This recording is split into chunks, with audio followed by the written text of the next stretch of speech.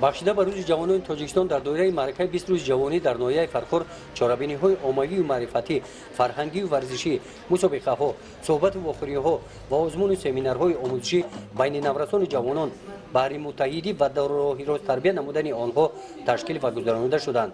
қисме аз ин чорабиниҳо дар толорҳои китобхонаи марказии ноҳия бо ҷавонон бо аъзоёни маҳфили адибони ноҳия навқаламон доир гаштанд.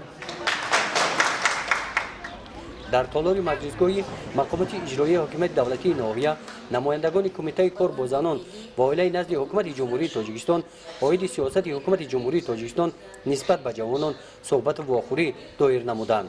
ҳадаф аз гузаронидани ин чорабиниҳо аз мактаб дур намондани духтарон, қонуни ҷумҳурии тоҷикистон дар бораи масъулияти падару модар дар таълиму тарбияи фарзанд, танзими анъана ва ҷашну маросимҳо ва як қатор дигар нақша чорабиниҳо бастабандӣ гардидааст, ки зери ин унвон бо занони фаъол ва духтарони ҷамоатҳои шаҳраку деҳати ноҳияи фархор вохӯрӣ доир гардид. майдони марказии ноҳия дар ин рӯзҳо бо баргузории чорабиниҳо пур аз одамони касбу кори гуногун гашта буд. намоиши ҳунарҳои мардумӣ ва либосҳои миллӣ пагоҳи рӯзӣ доир гашт. ин чорабинӣ намунаи ҳунарҳои миллиро ки дар давраи соҳибистиқлолии тоҷикистон духтарон аз худ намуданд муаррифӣ кард. ин комёбиҳоро дар ин давра ҷавонон аз дастгирии ҳамаҷонибаи роҳбарияти давлату ҳукумати ҷумҳурии тоҷикистон мақомоти иҷроии ҳокимияти давлатии ноҳия арзёбӣ намуданд. аз тарафи бахши сабти асноди ҳолати шаҳрвандии ноҳия ба ин ҷуфти ҷавон дар хусуси барпо намудани оила шаҳодатномаи акту никоҳ супорида шуд. ба ин тифлакон бошад шаҳодатномаи таваллуд ба таври ройгон ва тӯҳфаи хотиравӣ аз рӯзи ҷавонони тоҷикистон тақдим карда шуд.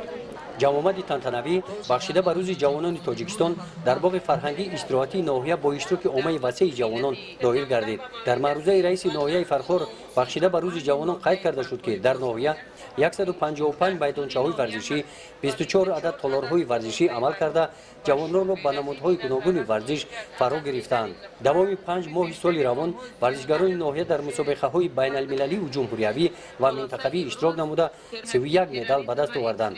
бахшида ба рӯзи ҷавонон дар доираи 20 рӯзи ҷавонӣ дар ноҳия чорабиниҳои гуногуни варзишӣ шуда гузаштанд, ки дар ин ҷо омад натиҷаи он ҷамъбаст гардида ба ғолибони ин мусобиқаҳо мукофот ва тӯҳфаҳои таъсиснамудаи мақомоти иҷроияи ҳукумияти давлатии ноҳия дар муҳити тантанавӣ супорида шуд.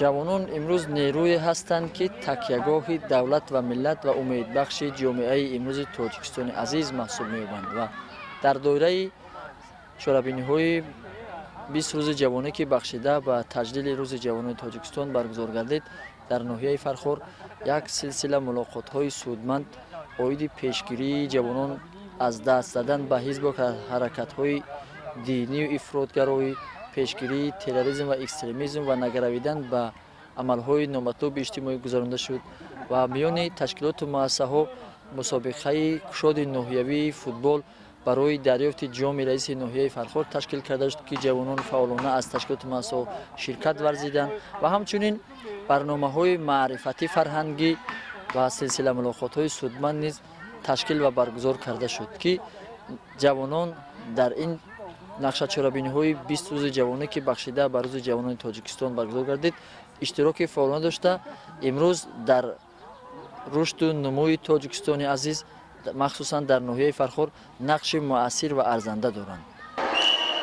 бахшида ба рӯзи ҷавонон дар ин рӯз шӯъбаи маорифи ноҳия баъди 15 сол байни занони муассисаҳои таҳсилоти миёнаи умумии ноҳия мусобиқаи волейболро гузаронид.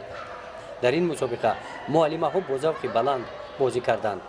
мо ин мусобиқаро дар 3 давра ташкил кардем. даври аввал албатта мо дохили мактабӣ буд, даври дуюм ки то 31 апрел давом карда ва даври минтақавӣ буд, дар ҳар як 10 ҷамоатӣ муассисот иштирок карданд.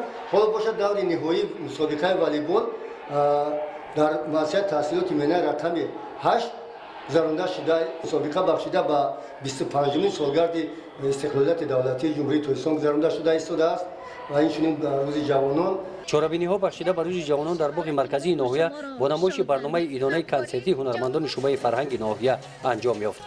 гузориши хоҷа назриф, худои назар Зуҳуров аз ноҳияи фархор барои барномаи иттилоотии Навид.